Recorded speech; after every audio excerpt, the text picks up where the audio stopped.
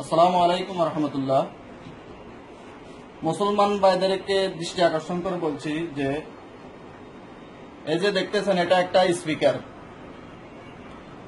এখানে লেখা আছে মেড ইন চায়না, বাট এই কভার বক্স গুলা বানাইছে কাবাগরের, ঠিক কাবাগরের ইয়া করি। তো এখন কাবাগরের এটা যে করছে, এখন কেউ বলতেছে কোরআন তেলাওয়াত শোনার জন্য। তো সবাই কি কোরআন তেলাওয়াত শুনবে? এটা মেমোরি, কেউ গান শুনবে, কেউ কোরআন তেলাওয়াত শুনবে।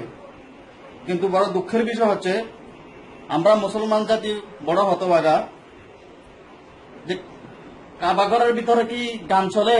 নাউজুবিল্লাহ। তা আমি পুলিশ প্রশাসন এবং উমানের প্রশাসনদের দৃষ্টি আকর্ষণ করে বলতেছি যে এই স্পিকার গুলো যেন উমান থেকে এটা ব্যান্ড করা হয়, এটা যেন উমানে প্রচলিত যেন না হয়।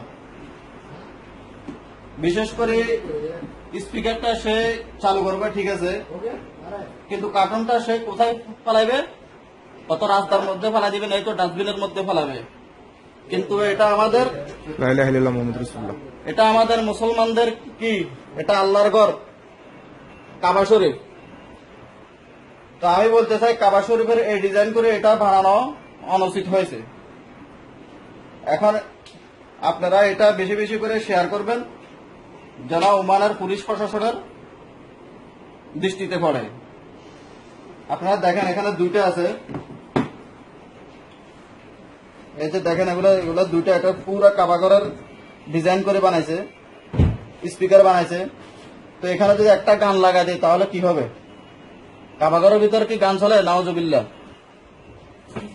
আপনারা অতি সত্বর এটার বিরুদ্ধে কোন একটা পদক্ষেপ গ্রহণ করুন।